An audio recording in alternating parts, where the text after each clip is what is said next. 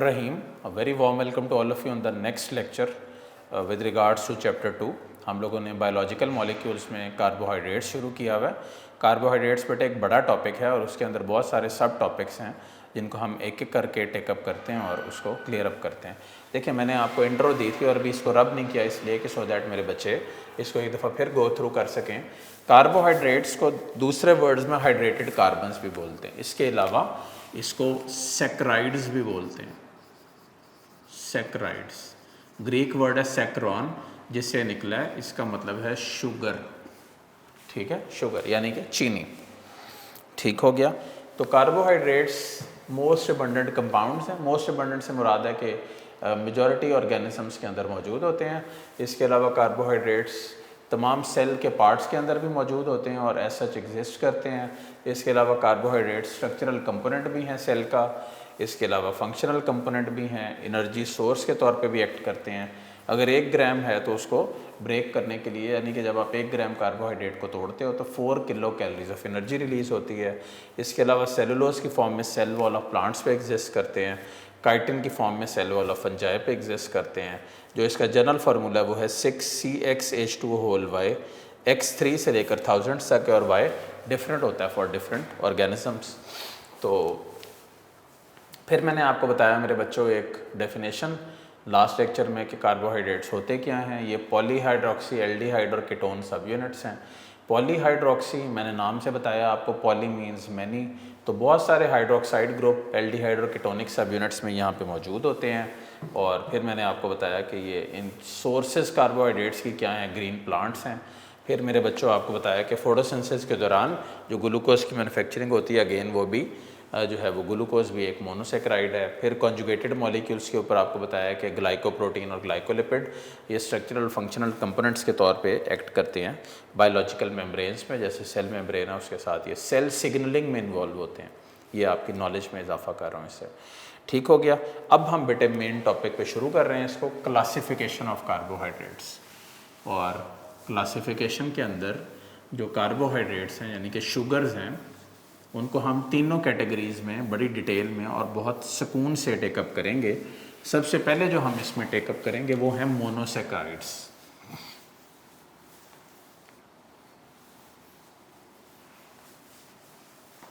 ठीक हो गया। सबसे पहले जो हम इसको पॉइंट वाइज टेकअप कर रहे हैं मोनोसेक्राइड्स को, main simplest sugars. Saccharide word निकला शुगर से, मोनोसेक्राइड्स। ठीक है। इसमें ना मुख्तलिफ पॉइंट्स हैं, बहुत इंपॉर्टेंट टॉपिक है। इसमें शॉर्ट भी पूछ लेते हैं, बोर्ड में on end of long question भी आया है। लॉन्ग क्वेश्चन हमेशा इस तरह आता है, right a note on monosaccharide. ठीक है, तो अगर ये right a note on monosaccharide के ऊपर आपको आ जाए तो बहुत ही इसको तरीके से डिटेल में आपने इसको टेकअप करना है। पहली बात यह है कि सिंपलेस्ट शुगर्स पॉइंट्स में देख लें, चंद मेन पॉइंट्स हैं। सिंपलेस्ट होते हैं स्वीट इन टेस्ट। ठीक है, सिंपलेस्ट है sweet in taste, soluble in water और they can't be hydrolyzed। ठीक, इनको हाइड्रोलाइज नहीं कर सकते मज़ीद। क्यों नहीं कर सकते इनको मज़ीद हाइड्रोलाइज? रीज़न है कि यही सिंपलेस्ट हैं, तो इसमें मज़ीद आप बेटे क्या सिंपल इसको करोगे, तो मज़ीद ये सिंपल नहीं हो सकते। ठीक है, तो इसमें तो एक तो ये पॉइंट हो गया कि ये सिंपलेस्ट होते हैं, स्वीट होते हैं, सॉल्युबल इन वाटर हैं, मज़ीद इनको तोड़ नहीं सकते क्योंकि ऑलरेडी ये सिंपलेस्ट है। और ये पॉलीसेक्राइड, एल्डिहाइड और कीटोन सब यूनिट से मिलकर बने, वो मैंने आपको इंट्रो के अंदर अभी क्लियर किया। ठीक है, उसके बाद तमाम कार्बन्स इन मोनोसेक्राइड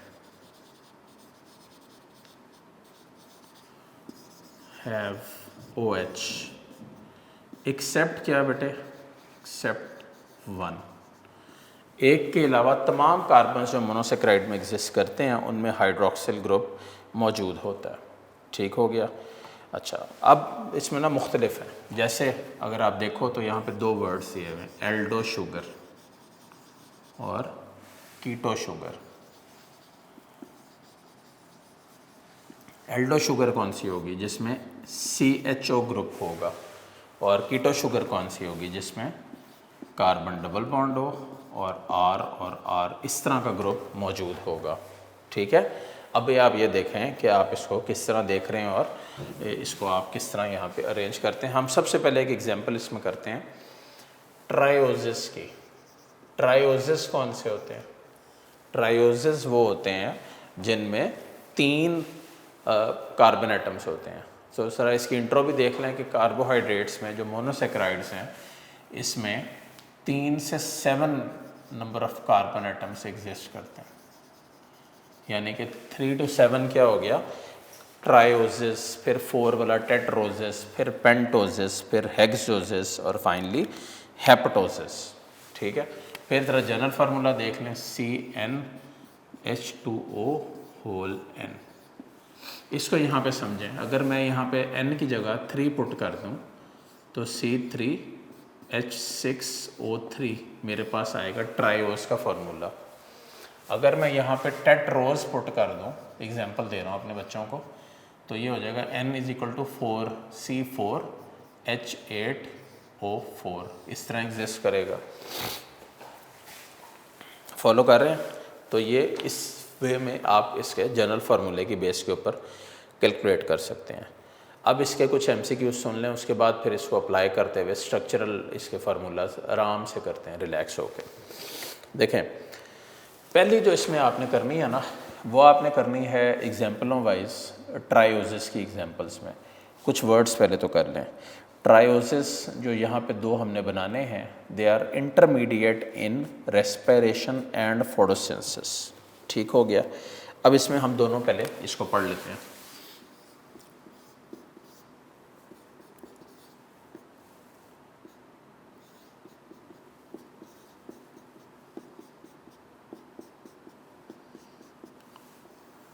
ये आपके पास है ग्लिसर एल्डिहाइड। अब ये क्या होता है ग्लिसर एल्डिहाइड? What is this? ये आपके पास है 3 कार्बन वाला कंपाउंड, यहाँ पे CHO है और इसके अलावा यहाँ पे COH है और इसी तरह ये COH और H वाला सारा मामला है। ये तो हो गया आपके पास एक। अगर आप इसी को आप कार्बोहाइड्रेट के फॉर्म में, कीटोनिक फॉर्म में लो, तो ये आ जाएगा आपका फंक्शनल ग्रुप। और यहाँ पे आप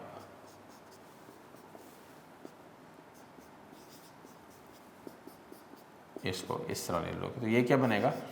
डाईहाइड्रोक्सी एसीटोन। ठीक है, ये जो डाईहाइड्रोक्सी एसीटोन है ये कीटोनिक फॉर्म है और जो ग्लिसरल्डिहाइड 3 फॉस्फेट है ये आपके पास एल्डिहाइडिक फॉर्म है ट्रायोस की, जिसमें ये एग्जिस्ट कर रहा है। अच्छा, अब ज़रा इस स्ट्रक्चर को बनाने का तरीका देखें। सबसे पहले आप, ये ब्लू में आपको ट्यूटोरियल इसका दे रहा हूँ समझाने के लिए। सबसे पहले आप जितने नंबर ऑफ़ कार्बन है वो लिख देंगे। ठीक, उसके बाद अगला पॉइंट होगा कि आप कार्बन की वैलेंसी को कंप्लीट करें, कितनी वैलेंसी होती है। जैसे ये वाला कार्बन है, इसकी वैलेंसी कार्बन की होती है 4। तो आप ये देखें 1 और 1 2 बॉन्ड तो ऑलरेडी यहाँ पे मौजूद हैं। एक हाइड्रोजन आ गया और दूसरा OH आ गया, तो ये कंप्लीट हो गया। समझ आ गई? फिर मेरे बच्चों ये देखो कि क्या ये एल्डिहाइड है, तो इसकी एक्सट्रीम साइड के ऊपर कार्बन डबल बॉन्ड H लगेगा, यानी कि ये CHO एल्डिहाइडिक फंक्शनल ग्रुप है। उसके बाद आ जाओ नीचे, इधर देखो ये COH है, फिर ये H है, फिर इसी तरह ये भी H है, तो ये आपके पास इस वे में यहाँ पे एग्जिस्ट करेगा। क्लियर हुआ मेरे बच्चों को? तो ये इसका ट्यूटोरियल है ब्लू वाला। इसके मुताबिक अगर आप देखिए तो आपने ये स्ट्रक्चर इस अंदाज में यहाँ पे बना लिया और ये इस फॉर्म में यहाँ पे एग्जिस्ट करेगा जैसे आपको नज़र आ रहा है। अच्छा, ये तो है जी ट्रायोसिस, इसमें ग्लिसर एल्डिहाइड और डाईहाइड्रोक्सी एसीटोन है, ये तो पहला हो गया। फिर हम आते हैं टेट्रोसिस के ऊपर। टेट्रोसिस जो होते हैं ना वो 4 कार्बन वाले होते हैं, जैसे फार्मूला में लिख दिया C4H8O4। टेट्रोसिस रेयर होते हैं नेचर में और इसका MCQ सिर्फ इतना है कि दे अकर इन सम बैक्टीरिया। ठीक है, बैक्टीरिया में एग्जिस्ट करते हैं और नेचर में दे आर रेयर। तो ये इसी फॉर्म में टेट्रोसिस एग्जिस्ट करते हैं। अब हम बेटे बढ़ते हैं पेंटोसिस की तरफ पहले, फिर बढ़ेंगे हेक्सोसिस की तरफ। तो सबसे पहले पेंटोजेस।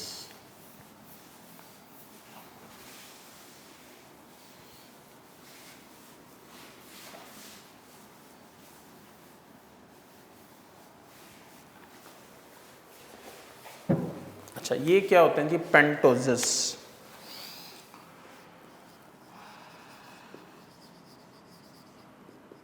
n इज इक्वल टू 5, तो इसका मतलब अगर आप इसी फार्मूले में पुट करें तो होगा C5H10O5। ठीक हो गया, ये पेंटोज की फॉर्म में यहाँ पे पेंटोजेस या राइबोस शुगर की फॉर्म में एग्जिस्ट करेगा।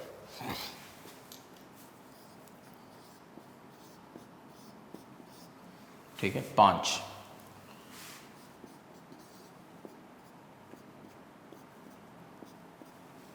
ये इस तरह इस फॉर्म में यहाँ पे आ गया। अब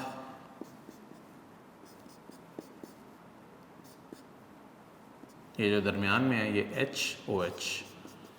OH। अगर आप ऑल्टरनेट इसको बायो में नहीं भी लगाते तब भी ये गलत नहीं होगा। उसकी बजाय बायो के अंदर हम इतना ज़्यादा प्लेसिंग्स के ऊपर फोकस नहीं करते, स्पेशली बॉन्ड्स के हवाले से या अटैचमेंट्स के हवाले से। अगर मैं ये कह रहा हूँ कि अगर OH आप इधर भी लगा लो या इधर भी लगा लो, डजेंट मैटर, मोर और less it's a same thing. तो ये आपके पास जो बना है वो बना है 5 carbon compound. The name of the compound is ribose and it is again a pentose sugar. Pentose sugar क्या मतलब? 5 कार्बन वाला मेरे बच्चों को नज़र आ रहा है। ठीक हो गया। पेंटोजेस और हेक्सोजेस बहुत इंपॉर्टेंट होते हैं, ये आपके सामने होगी पेंटोज की एग्जांपल। अब हम आते हैं हेक्सोज की तरफ। हेक्सोज की आप सबसे पहले n क्या लोगे? 6, तो C6H12O6। तो जैसे ये मैंने फार्मूला लिखा आप सबके जहन में आ गया कि इसकी कॉमनेस्ट एग्जांपल कौन सी होगी? The most common energy fuel of the body, that is glucose. तो आज का जो बेटा लेक्चर है ना बेसिकली वो है स्ट्रक्चर्स के ऊपर फोकस कर रहा है और स्ट्रक्चर्स को लेके चल रहा है अपने साथ। अच्छा, अब ग्लूकोज के हवाले से देखें कि ग्लूकोज एक एल्डो शुगर है, तो इसका मतलब इसके एक्सट्रीम कार्बन के ऊपर तो फंक्शनल ग्रुप आ गया।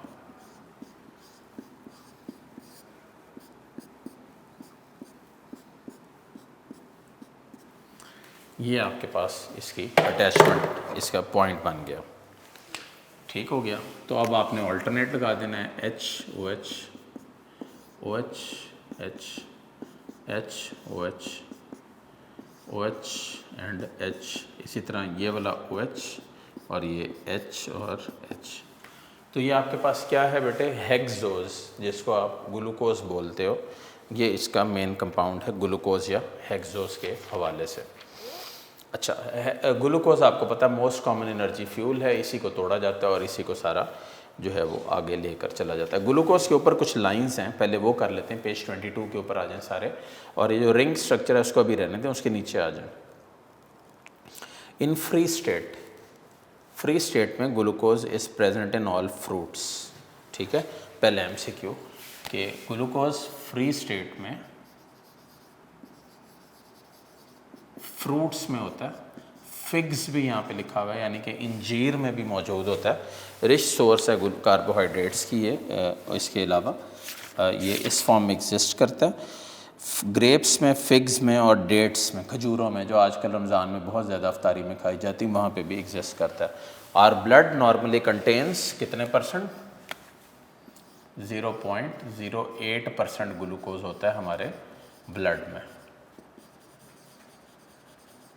ठीक है, ये वैल्यू भी मार्क कर लें। 0.08% ग्लूकोज है जो हमारे ब्लड में एग्जिस्ट करता है।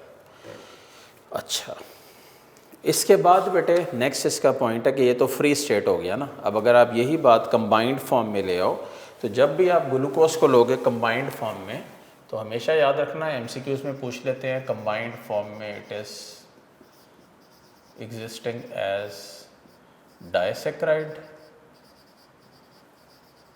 या ओलिगोसैकेराइड एंड पॉलीसैकेराइड। तो ये इसकी कंबाइंड फॉर्म है जिसके अंदर ग्लूकोज एग्जिस्ट करता है कंबाइंड इन वेरियस मॉलिक्यूल्स। जैसे स्टार्च नाम सुना है सब ने, सेलुलोज है, ग्लाइकोजन है, ये सब पॉलीसैकेराइड्स हैं। ठीक हो गया। अच्छा, ग्लूकोज की प्रोडक्शन के ऊपर थोड़ा सा जिक्र कर लें कि प्रोडक्शन में किस तरह ग्लूकोज प्रोड्यूस होता है। तो ग्लूकोज की प्रोडक्शन का अगेन वही है जो पहले आपको बताया कि कार्बन डाइऑक्साइड और वाटर जब भी मिलते हैं आपस में तो क्या करते हैं, ग्लूकोज बना देते हैं और साथ ऑक्सीजन को इवॉल्व कर देते हैं। तो इस जो ग्लूकोज की सिंथेसिस है उसका तरीक़ेकार मैं आप सबको बता रहा हूँ कि ये उसका तरीक़ेकार है। अच्छा, एनर्जी क्या इसमें बन रही है या एनर्जी कंज्यूम हो रही है? The answer is energy consume हो रही है। और इस एनर्जी को कौन प्रोवाइड कर रहा है? फोटोसिंथेसिस का प्रोसेस या सनलाइट। अच्छा, फोटोसिंथेसिस में बेटे कोई पूछ ले कि भाई इसमें कौन सी एनर्जी किस में कन्वर्ट होती है, तो बड़ा एक अच्छा सा सवाल बनता है। गौर से सुन लीजिए और अपने अपने रजिस्टरों में लिख लीजिए। फोटोसिंथेसिस वो प्रोसेस है जिसमें लाइट एनर्जी को केमिकल एनर्जी में कन्वर्ट किया जाता है। ठीक है, किसको किस में कन्वर्ट किया जाता है? लाइट एनर्जी को केमिकल एनर्जी में कन्वर्ट किया जाता है। अगर 10 ग्राम ऑफ ग्लूकोज सिंथेसाइज करना हो, 10 ग्राम ऑफ ग्लूकोज, तो जो एनर्जी यहाँ पे चाहिए वो 717.6 किलो कैलोरीज ऑफ एनर्जी है जो आपको सोलर एनर्जी चाहिए इतना ग्लूकोज बनाने के लिए। ठीक है, और वो ग्लूकोज के मॉलिक्यूल्स में यही एनर्जी केमिकल एनर्जी में एग्जिस्ट करती है फिर, और फिर जब आप इसको तोड़ते हो तो वो ATPase की फॉर्म में आपको क्लियरली अवेलेबल भी होती है और आप इसको इस्तेमाल भी कर सकते हो। तो ये आपके पास है with regards to pentoses, common example ribose, फिर हेक्सोसिस की कॉमन एग्जांपल ग्लूकोज। ये इसका स्ट्रेट चेन स्ट्रक्चर, ये फ्री स्टेट में इस तरह एग्जिस्ट करता है अल्हम्दुलिल्लाह, और कंबाइंड फॉर्म में ये इस तरह डाइसेक्राइड और पॉलीसेक्राइड की फॉर्म में एग्जिस्ट करता है। अब हम बेटे इसका पढ़ते हैं रिंग स्ट्रक्चर जो सोल्यूशन में बनता है, वो बड़ा इंपॉर्टेंट है। Most of the monosaccharides form a ring structure when in solution। ठीक है, सोल्यूशन की फॉर्म में रिंग स्ट्रक्चर में ये एग्जिस्ट करते हैं मोनोसेक्राइड्स। वो कौन से हैं? सबसे पहले जो आप रिंग स्ट्रक्चर्स पढ़ रहे हैं वो दो हैं यहाँ पे, एक राइबोज है और दूसरा भी देखते हैं। सबसे पहले राइबोज देख लें और दूसरा पायरानोज है। सबसे पहले राइबोज देख लें कि राइबोज 5 कार्बन शुगर है, आपके सामने है ये 5 कार्बन शुगर। अगर मैं इसको राइबोज बना रहा हूँ और इसके साथ आपकी किताब लिख रही है राइबोफ्यूरानोज, तो इसका मतलब ये जो 5 कार्बन रिंग है ये फ्यूरैन रिंग है। ठीक है, और अगर यही बात मैं इधर देखूँ तो ये जो 6 कार्बन रिंग है ये पायरैन रिंग है। ठीक है, अब हम बना रहे हैं इसको राइबोफ्यूरानोज और इसको बना रहे हैं ग्लूकोपायरानोज। ठीक है, एक क्या बना रहे हैं राइबोफ्यूरानोज, दूसरा क्या बना रहे हैं ग्लूकोपायरानोज। देखें, पहली बात तो ये कि बेटे राइबोफ्यूरानोज बनाने के लिए हमें यहाँ पे अब कौन सी मतलब अटैचमेंट शो करनी। पहली बात तो है कि जितने भी जोड़ है ना, ये हो गया, ये हो गया, ये और ये 4, ये चारों कार्बन्स हैं। ठीक है, इनको तो सबसे पहले क्लियर कर लें कि ये आपके पास कार्बन है 1 2 3 4 और ये होगा 5 CH2OH। ठीक हो गया, ये 5 कार्बन वाला राइबोज शुगर हो गई। ठीक है, ये C5। अच्छा, अब जो बाकी अटैचमेंट्स हैं आपकी 1 के ऊपर आपने लगा दिया H और OH, इसी तरह OH और H, इसी तरह H और OH, इस फॉर्म में ये एग्जिस्ट करेगा। तो ये राइबोफ्यूरानोज आपके सामने बन गया, या डीऑक्सी राइबोज जो आपको मतलब D ribose, D for dextro and अगर एल हो तो एल फॉर लिवोवेराइटी। स्टीरियो आइसोमेरिज्म एक बड़ी ही दकीक किस्म की फील्ड है बायोलॉजी की, और ये आप समझ लो बायोकेमिस्ट्री की, जिसके अंदर बड़ी आप इसको डिटेल के अंदर टेकअप कर सकते हो, लेकिन वक्त के साथ साथ टेकअप करोगे, मतलब एज सच इतनी जल्दी टेकअप नहीं कर सकते हो, मतलब अभी थोड़ा इसको बाद की स्टडीज़ के ऊपर रखे हैं।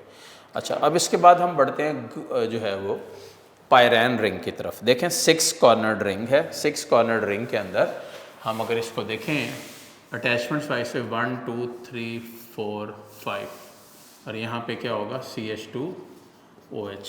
अगर आप इसको इन केस इस तरह ले रहे हो तो ये 6 कार्बन वो लग गया CH2OH। बाकी आपके पास बेटे यहाँ पे है HOH,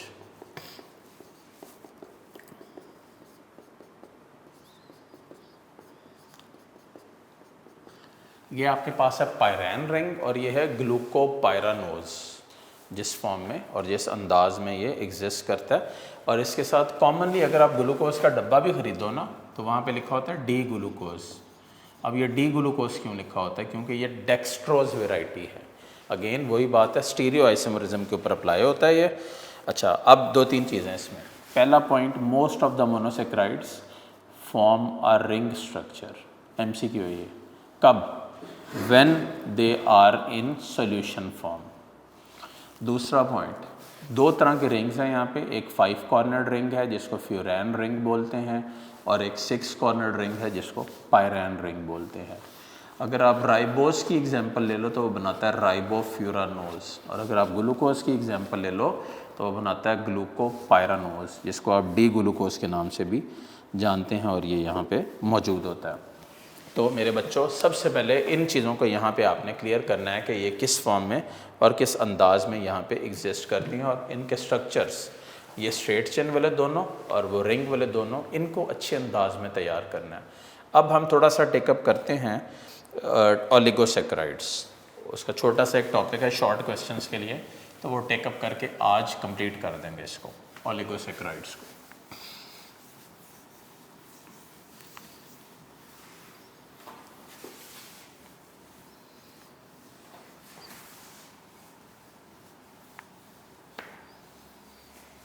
देखें, ओलिगोसेक्राइड्स मोनोसेक्राइड्स के बाद वाली क्लास है।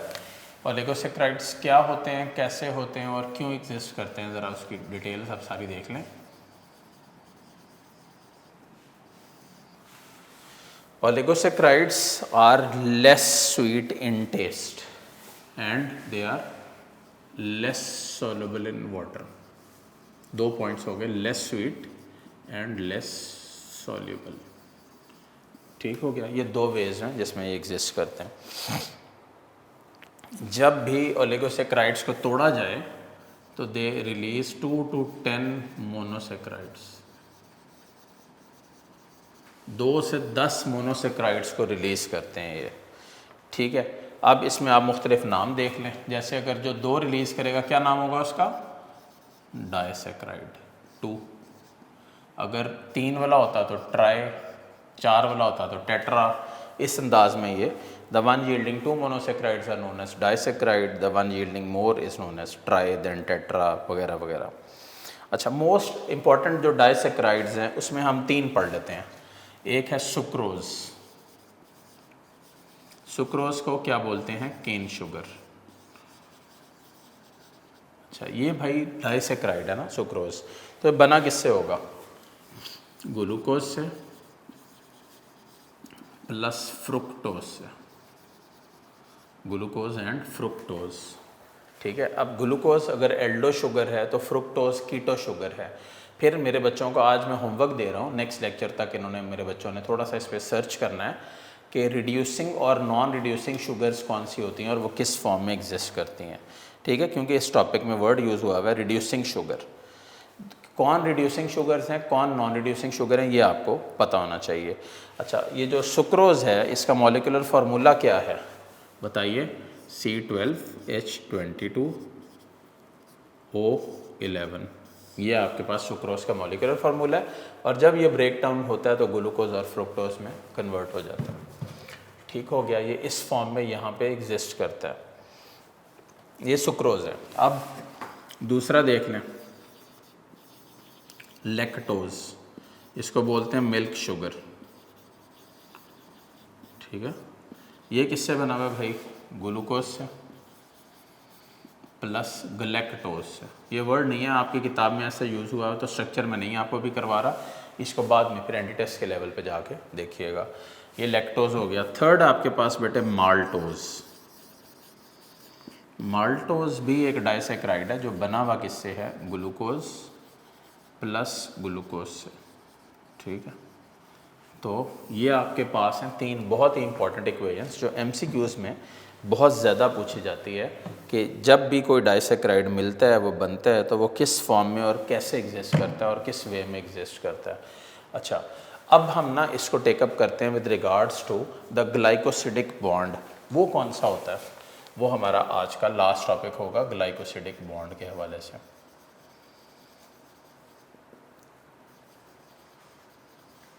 ठीक है, वो बॉन्ड जो दो मोनोसेक्राइड्स को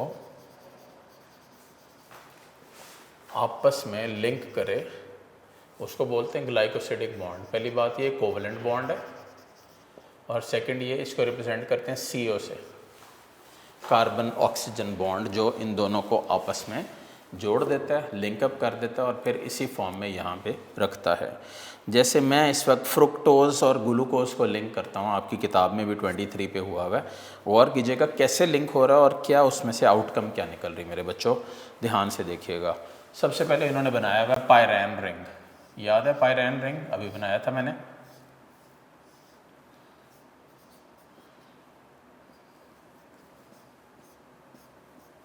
वन टू थ्री फोर 5 और यहाँ पे CH2OH, तो ये हो गए 6। बाकी आप फिलअप खुद भी कर सकते हैं, या इवन नहीं भी करेंगे तो कोई मसला नहीं, क्योंकि आप यहाँ पे सिर्फ ग्लाइकोसिडिक बॉन्ड के ऊपर बात कर रहे हैं और उसी को आप स्टडी कर रहे हैं। अब आप ग्लूकोज के साथ कंबाइन कर रहे हैं फ्रुक्टोज। ठीक है, तो फ्रुक्टोज कीटो शुगर है और ये इस फॉर्म में एग्जिस्ट करता है, यानी कि 5 कार्बन रिंग की फॉर्म में। अब जब फ्रुक्टोज को आप यहाँ पे कंबाइन कर रहे हो, तो ये आप इसकी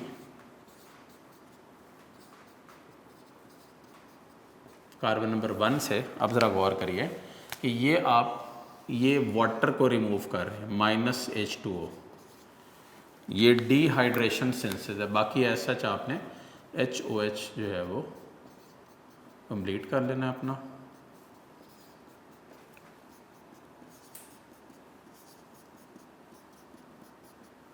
ठीक हो गया मेरे बच्चों। बेसिकली जो रिएक्शन हो रहा है वो दो मोनोसेक्राइड्स को आपस में लिंक करके एक डाइसेक्राइड बनाने का रिएक्शन है। और ज़रा गौर करिए तो ये किस किस पॉइंट के ऊपर जो रिएक्शन चल रहा है। द आंसर इज़ 2 के ऊपर चल रहा है। एक चल रहा है, ये देखें, ये 1 कार्बन है और ये इसका 2 कार्बन और ये 1 कार्बन है, तो ये 1-2 ग्लाइकोसिडिक लिंकेज है। 1-2 क्यों, ये बताएं सबसे पहले। ये बात ज़रा गौर भी रखें इसको और क्लियर भी करें। 1-2 क्यों? क्योंकि कार्बन नंबर 1 और कार्बन नंबर 2 के दरमियान में रिएक्शन हो रहा है। निकल क्या रहा है रिएक्शन में से? वाटर बाहर निकल रहा है। इसका मतलब वाटर इसका you can say the waste product of it, या extreme product that is been removed out. अच्छा, ये तो वाटर तो खैर से बाहर निकल गया ना इसमें। तो फिर जो बना वो ज़रा बॉन्ड भी देख लें और उसकी अटैचमेंट भी देख लें।